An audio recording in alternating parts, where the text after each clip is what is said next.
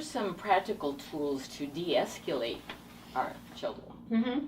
So basic grounding tools are a really great way to de-escalate a child. First of all, I want to say that I call it the sweet spot. There's a sweet spot for a child where it's pretty easy to de-escalate them. And then we hit a full-blown rage, or this place where it's going to be a lot harder to de-escalate. Because at that point, questions become threatening, touch becomes threatening. And sometimes it comes to this point where we just have to let that child rage and keep them safe and let them know that we're present and available. When we hit that sweet spot, though, there's a few great ways, and it's going to look a little bit different depending on age. So a great one for younger kids, when you notice a younger kid getting upset, is saying, what color eyes did I wear today? Did I wear my pink eyes or did I wear my turquoise eyes today? And what kids will do is they'll be like this. And they'll slowly look up to you and say, can you tell me what color they are? Or what color are my eyes really? And we want to get them to engage in that gentle eye contact.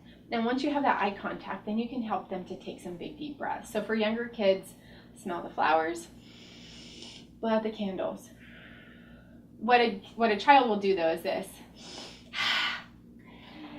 That's not blowing out the candles. And so sometimes you can even hold up their finger and say, what would you do if you're really blowing out the candle? Well, if you're really blowing out a candle, you're going like this. And so then you can have them blow out your fingers. And so if you have a 3-year-old, I've got 3 candles for you. Can you throw out my 3 candles? And I want you to smell the flowers again and blow out my 3 candles.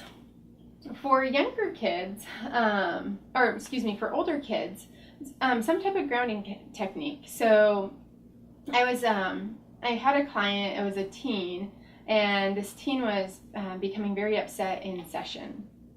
And I was noticing that this teen was becoming very upset in session.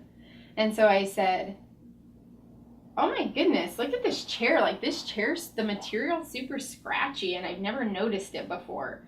And that teen looks down at the chair and starts rubbing it, and they look up at me and say, I know what you just did. And I said, it worked, didn't it? And they said, it did. And so if we get that sweet spot, we can redirect them.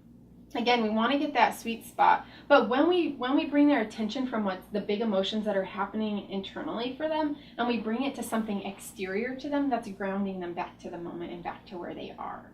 And those are really great ways to de-escalate a child. Another great way is to ask them a comparative question.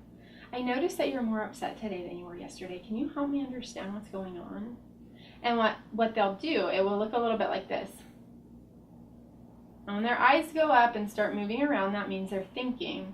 So now we're accessing the upper functions of the brain. We're accessing that thoughtful brain, which is where we want them to be, because when they're feeling really upset and about to start raging or go into just this explosive emotional experience, that's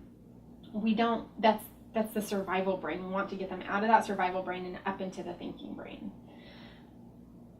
which is our primary goal, right? We want to get them out of that survival brain and back up into that thinking brain.